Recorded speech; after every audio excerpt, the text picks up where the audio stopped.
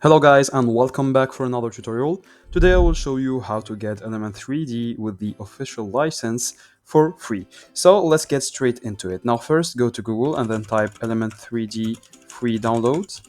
And then once you have typed Element 3D free download, click on the first link. So make sure it's videocopilot.net and it's not a phishing website.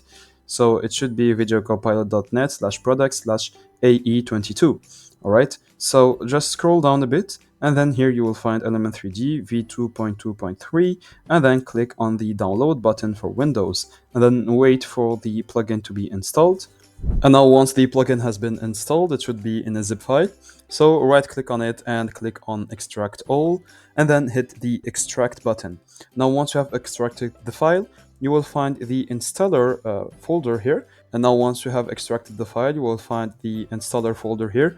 Double click on it and you will find the application, so you can execute it right away. So double click on it and then you will find yourself in the Element plugin installer for After Effects.